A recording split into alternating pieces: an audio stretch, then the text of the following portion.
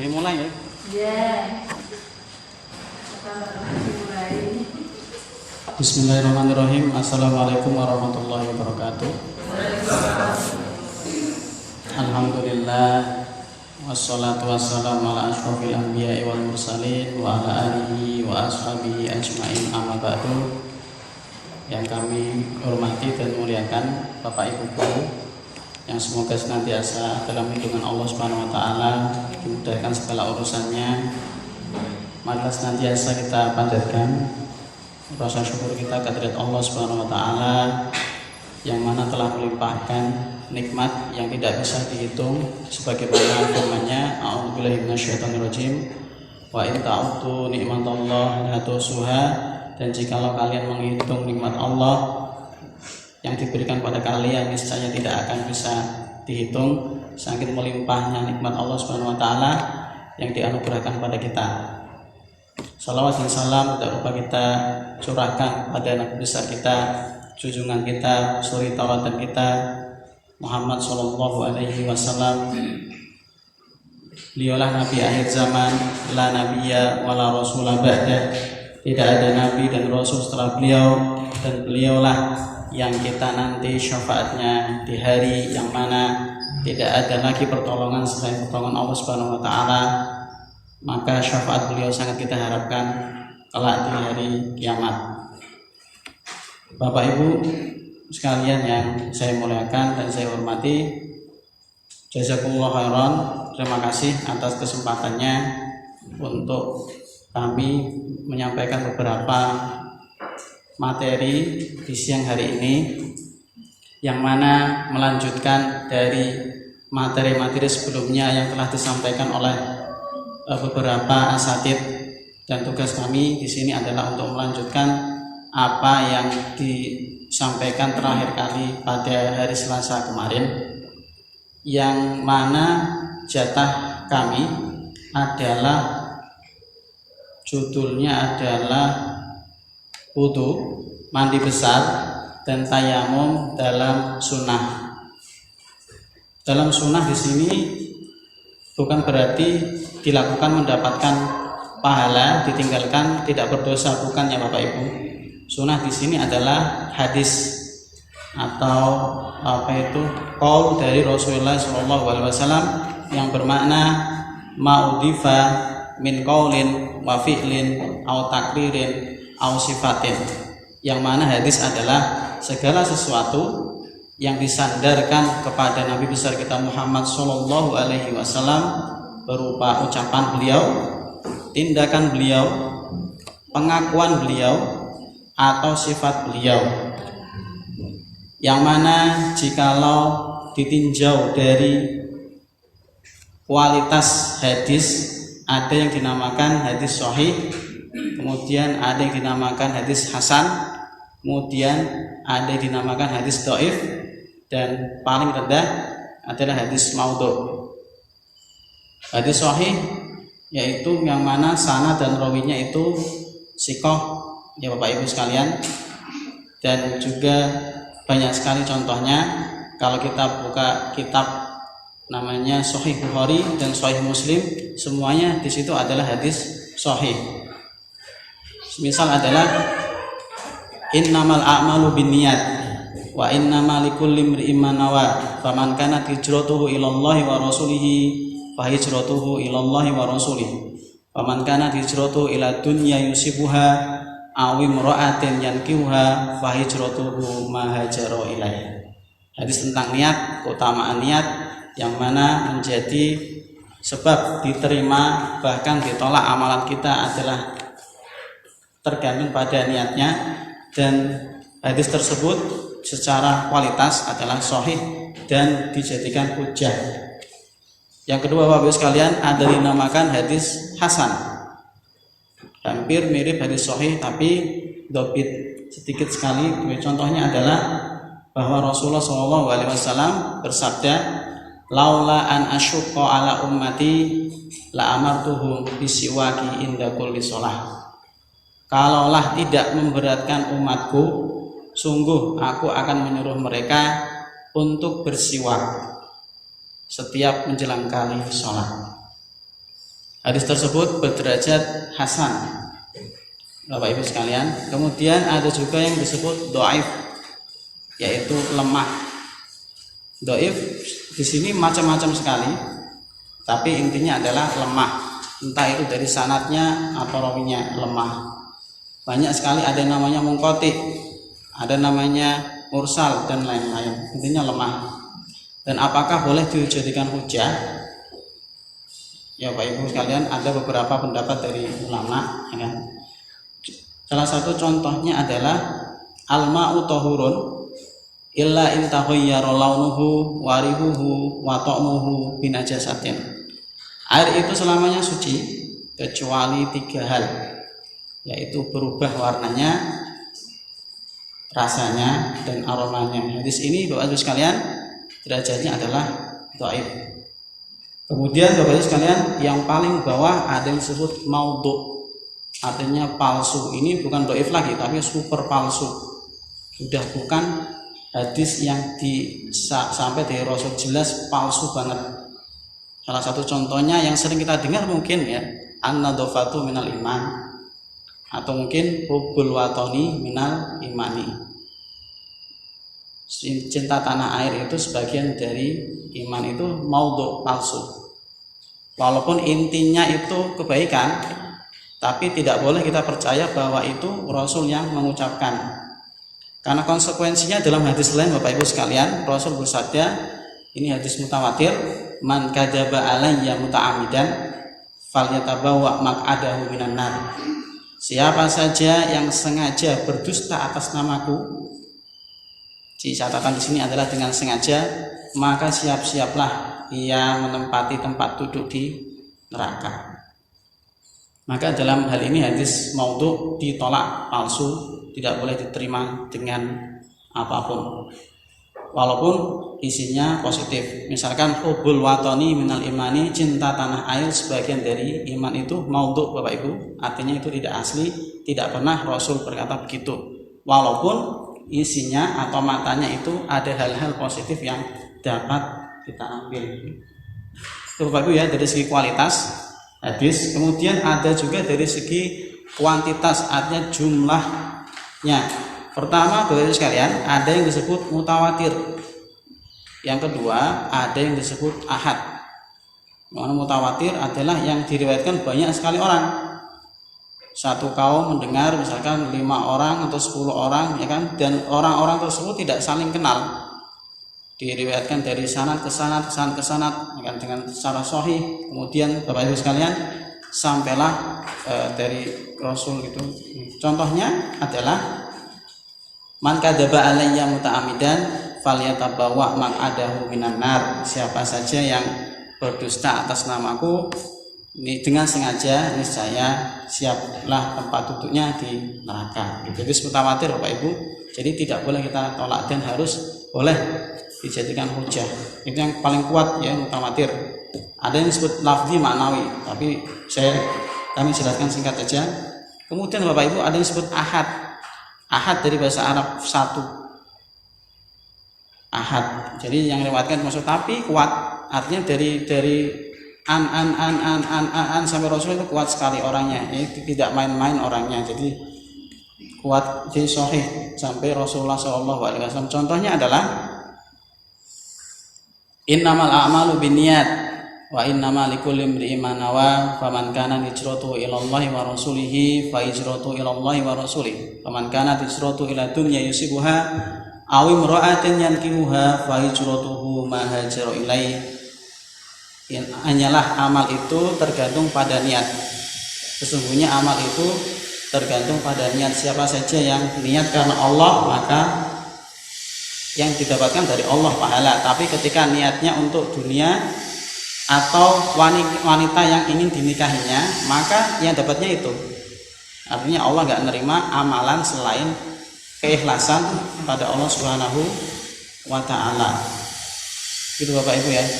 Jadi sekilas tadi tentang sunnah, yaitu sunnah yang di sini yang dimaksud adalah sunnah hadis.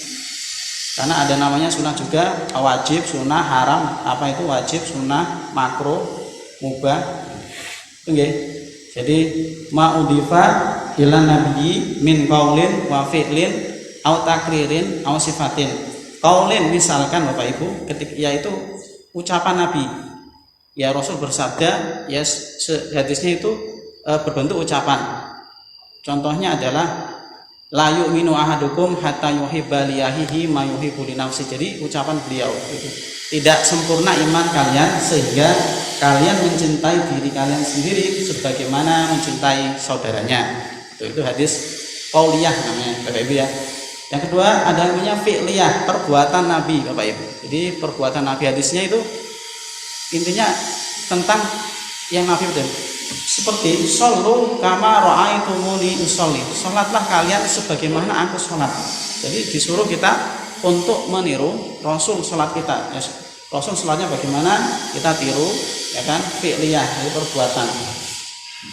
Juga Bapak Ibu diriwayatkan bahwa seorang sahabat memberikan paha daging kelinci, arnab bahasa Arabnya itu arnab, kepada Rasul. Kemudian Rasul menerimanya.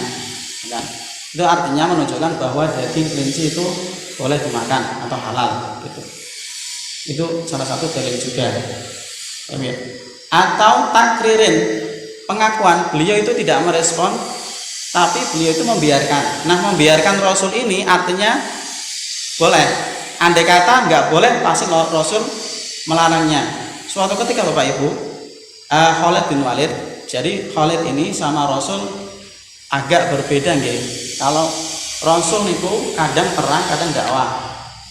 Kadang perang, kadang dakwah. Tapi kalau Khalid niku Bapak Ibu itu hidupnya itu panglima, beliau itu panglima. Jadi kalau panglima kan kayak TNI gitu nggih Bu, jaga apa itu jaga pokoknya jaga negara lah.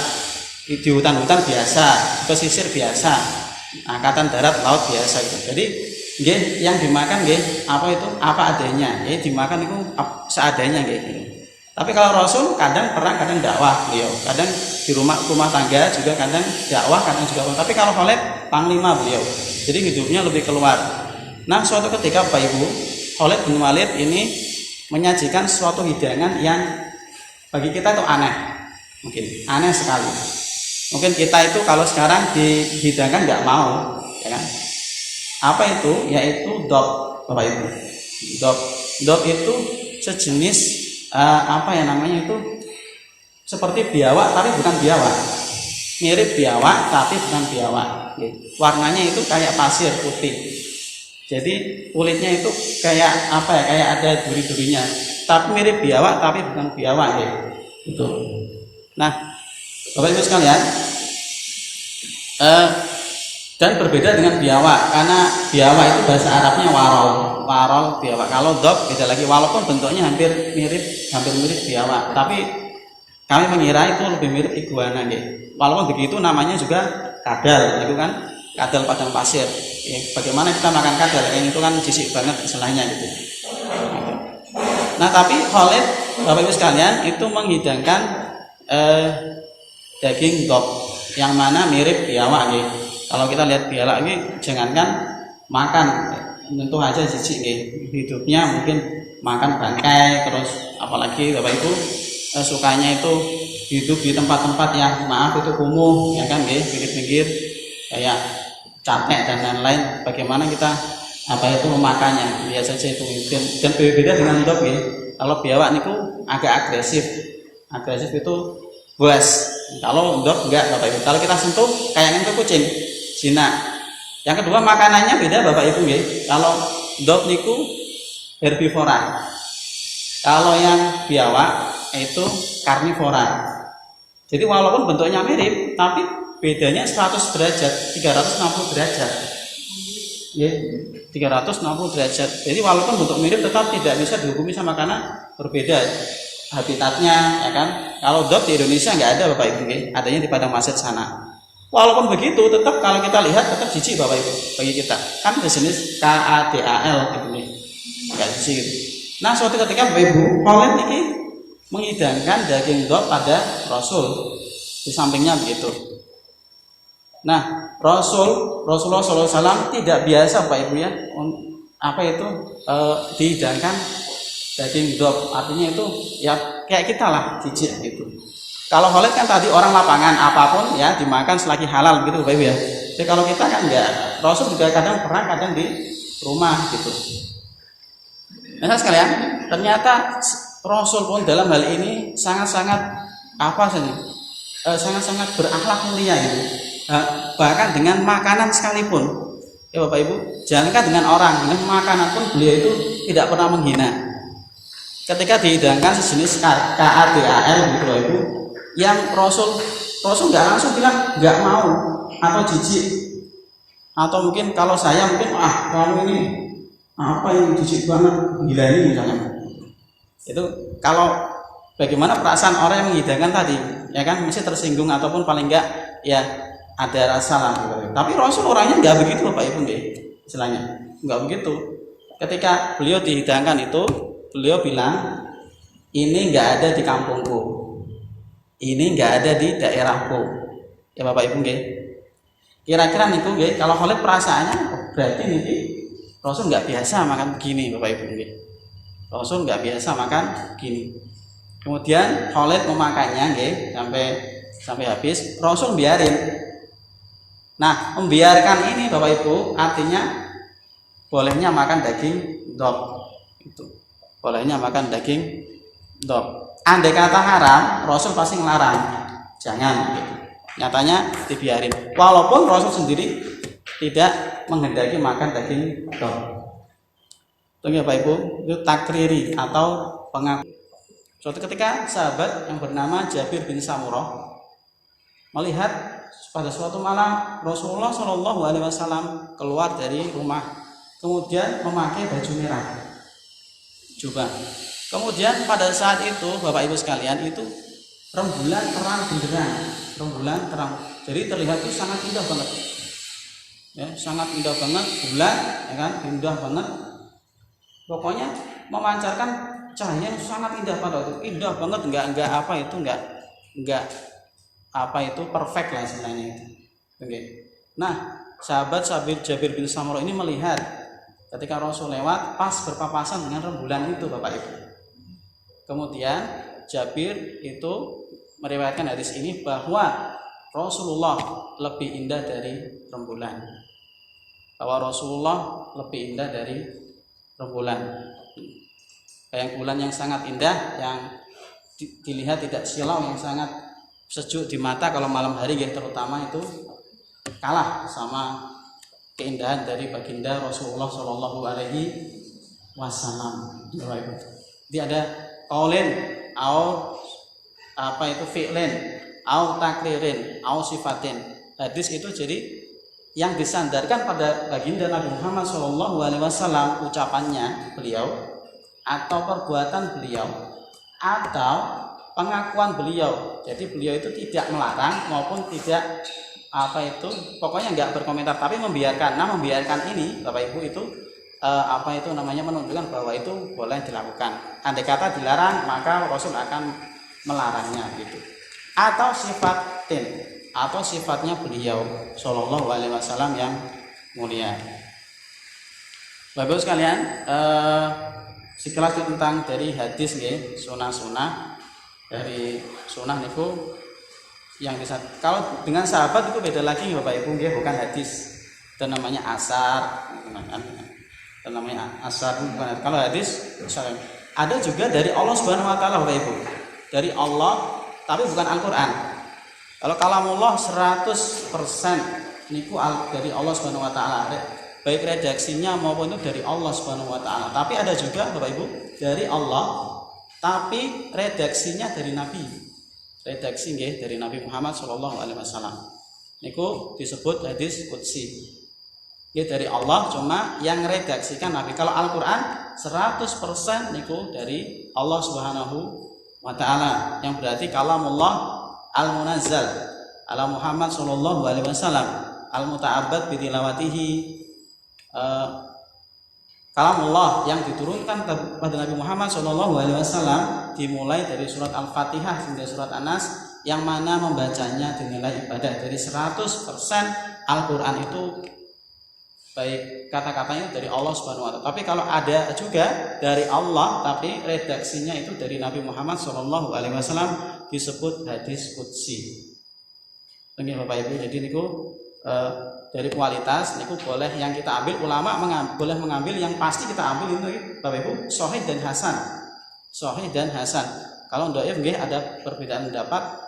Yang saya baca itu dari beberapa ustadz niku boleh dhaif kalau satu tidak hadisnya itu tidak berisi tentang akidah. Kedua, masih ada sangkut paut dengan hadis yang lebih kuat sahih. Itu syarat-syarat. Yang ketiga itu tidak berhubungan, boleh tapi berhubungan dengan akhlak. Nggih, ada satu kitab dari Imam Bukhari Bapak Ibu yang kalau jenengan baca niku bukan Sahih Bukhari nggih. Jadi Imam Bukhari niku bukan hanya menulis kitab Sahih Bukhari, tapi banyak juga. Di antaranya Bapak Ibu adalah Al-Adabul Mufrad. Niku karya Imam Bukhari. Nggih. Di dalamnya niku Bapak Ibu itu beberapa hadis niku sanadnya dhaif. Sanadnya. Kenapa Imam Bukhari memasukkan hadis dhaif ke dalam kitab Bapak Ibu? Karena kitab itu khusus membahas akhlak dan adab. Nggih, untuk motivasi.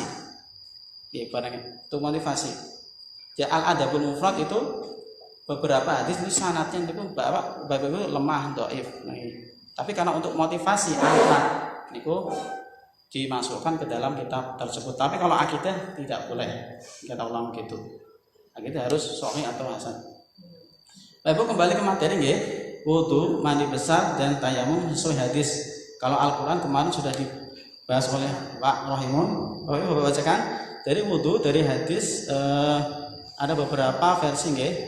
Ini dari Atta, kemudian Utsman, kemudian Amr, bukan Umar ya, Amr. Ini kalau bedanya kalau Umar niku ain mim ro, tapi kalau Amr tambah wawu belakangnya. Kalau ain mim ro wawu bacanya bukan Umar, Amr. Kalau nggak ada wawunya ain mim ro Umar, itu Bapak Ibu. Kita kan Amr. Kami bacakan satu persatu nggih. Untuk wudu dulu. Pertama saya bacakan dari Atta dulu nggih. Itu dari Atta radhiyallahu bin Yasar